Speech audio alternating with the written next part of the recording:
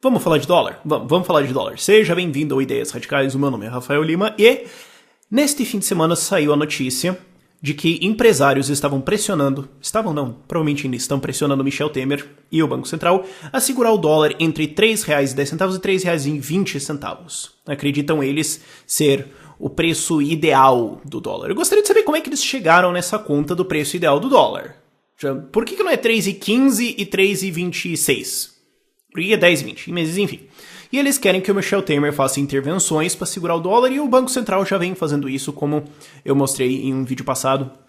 O Banco Central já vem intervindo nisso. A minha pergunta é o seguinte: e se o dólar capota, não real? Porque o preço do real em relação ao dólar é o preço do real, agora um pedaço de sabedoria, hein? O preço do real em relação ao dólar é o preço do real em relação ao dólar. Então, se o dólar capotar, tudo no Brasil, diga, congelou o Brasil. Parou o Brasil, congelou. Tudo tá igual. Mas os Estados Unidos capotam. Produção industrial capota, eles têm uma nova crise, o valor do dólar cai.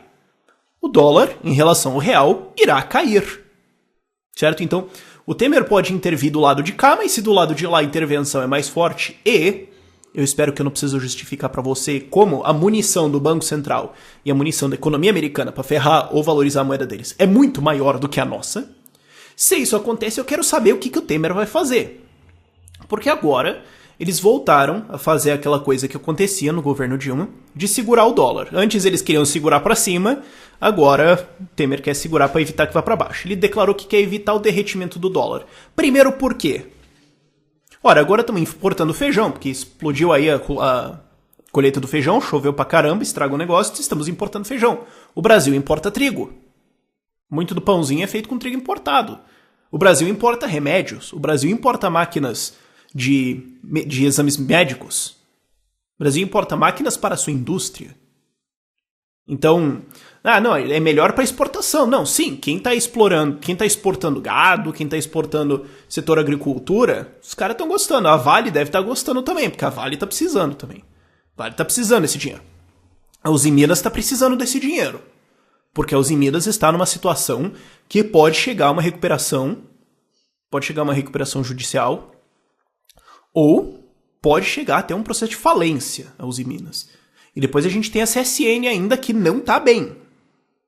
Eu não acho que faz sentido falar agora de falência da CSN, mas bem eles não estão. São exportadores e vão lá chorar as pitangas pro Temer.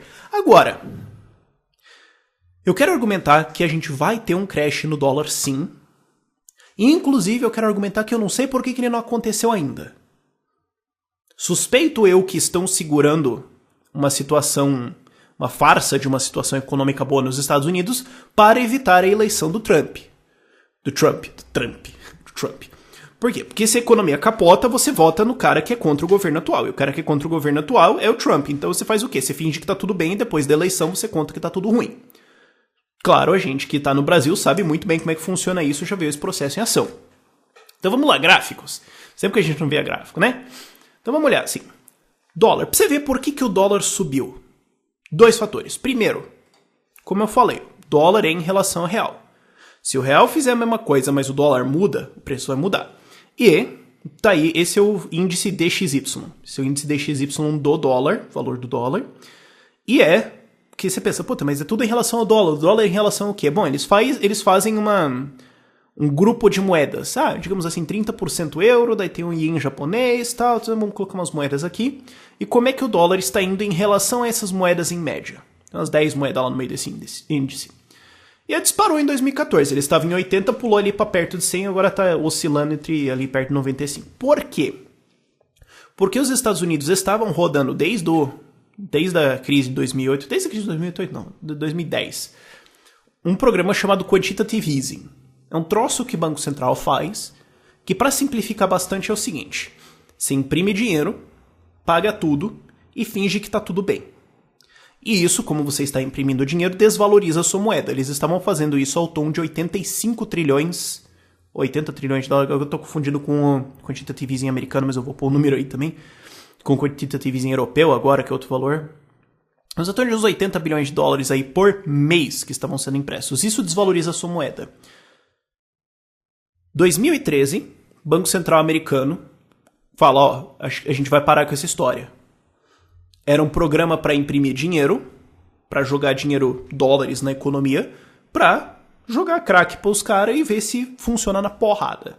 A gente dá empréstimo de graça para fazer a economia funcionar. Não vai funcionar, mas enfim.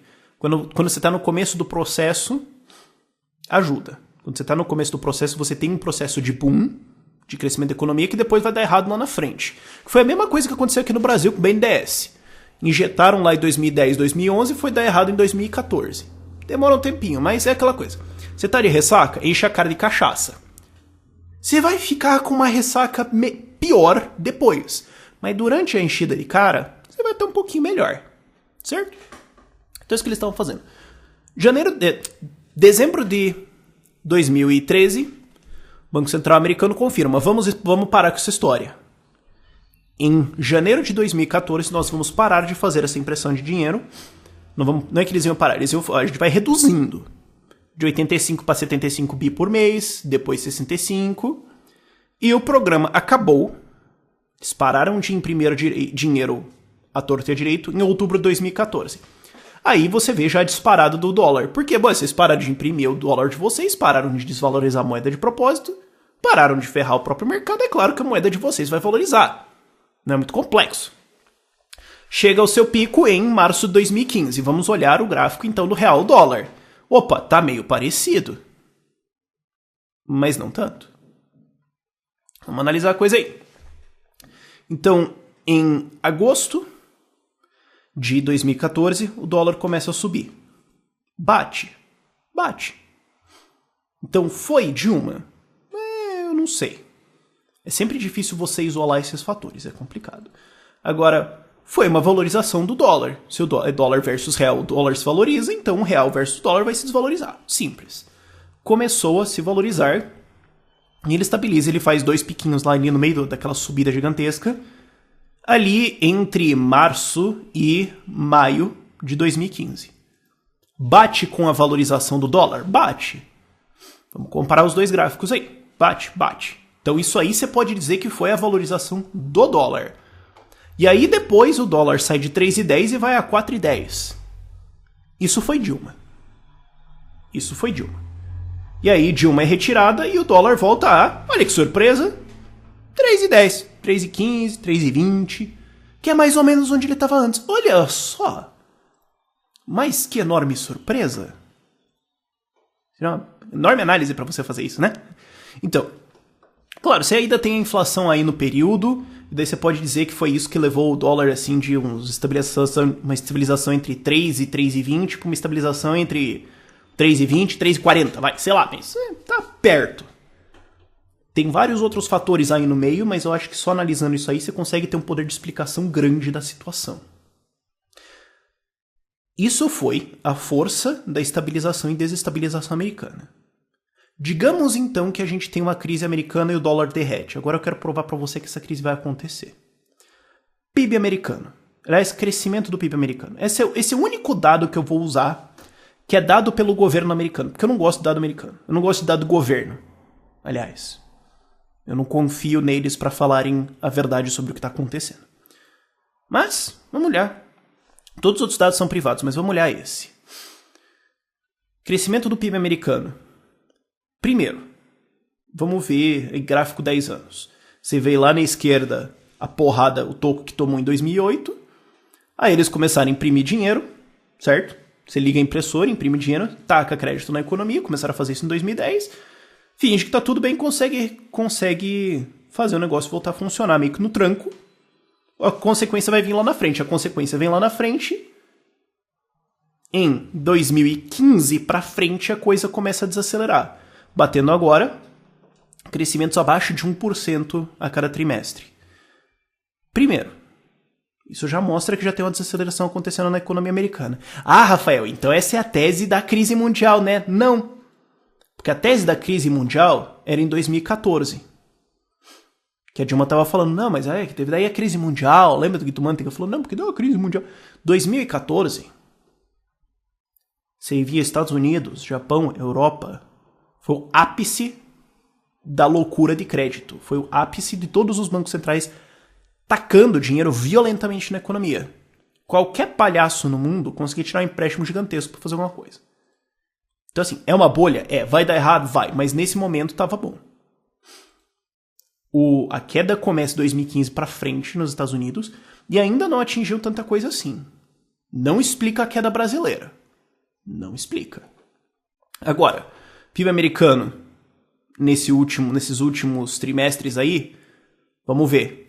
Pô, 0,9, 0,8, 1,1.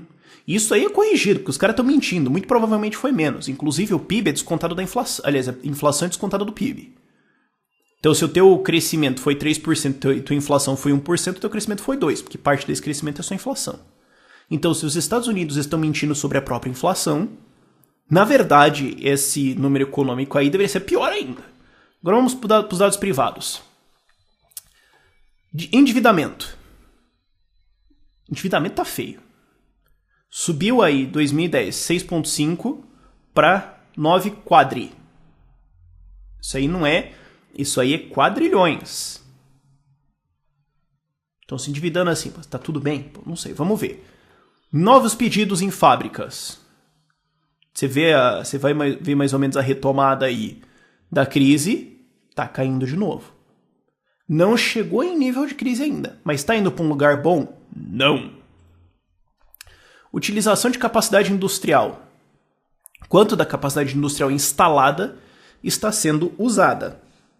O legal desse gráfico, se a gente puxa lá desde 1971 para frente, você vê que a tendência é para baixo. Os Estados Unidos estão se travando e isso é devido à intervenção maior e maior do governo. Cada crise puxa o negócio mais para baixo. Isso aí é o corporativismo, isso aí é o intervencionismo americano cada vez mais destruindo a sua economia, saindo. Isso é o efeito no Banco Central, mas enfim, você vê agora. Puxando de 2014 a 2015, caiu. E a queda de 3%, que é o que a gente vê que cai de 79 para 76, dói. 3% da capacidade industrial americana parando de trabalhar é grana, meu amigo. É grana. E isso foi de 2015 para frente, não foi em 2014. Você vê que esse gráfico aí atinge o seu pico mais local em 2014. Então não tinha crise mundial lá. Era o ápice da loucura de crédito lá. A coisa foi piorar depois. Mas agora não está indo muito bem. Vamos lá. Produção industrial dos Estados Unidos. Naturalmente de se esperar que caia, dados esses números que eu tenho mostrado para você, está aí. Caiu. De novo você vê 2014, 2015 foi o pico de crescimento e agora caiu. Os Estados Unidos estão indo na direção da crise. Medição de dados, medição de PMI. Isso é um índice de alguns fatores diferentes de produção. Caindo. De novo atingiu seu pico em 2014. Agora está caindo. E a gente só... Um outro dado aí legal. Serviços. Cai de 61 para 51. Agora. Desde julho de 2014, que foi o ápice para agora. E, naturalmente, o lucro das empresas, que atingiu seu auge em 2014, está desacelerando também. O que sustenta o dólar americano em última análise? Produção americana. Você tem toda a bolha financeira, você tem tudo mais, mas é a estrutura física americana de produção e de fazer as coisas circularem nos Estados Unidos. Se essa produção deles cai, se essa estrutura de produção cai, se a economia deles se complica, o dólar vai desvalorizar. Vai, não tem jeito. A questão é se o real vai se desvalorizar mais ainda. Isso pode acontecer. E aí prever exatamente isso, meu filho não tem uma bola de cristal. Se eu tivesse, eu tava apostando de bilhão aqui, mas não tem. Aí eu te pergunto, que munição que o Banquinho Central do Brasil, com os seus 100, 200, 300 bilhões de dólares, vão conseguir atirar na direção do Banco Central americano, que sem vergonha nenhuma, sem nenhum medo, torrou 4,5 trilhões.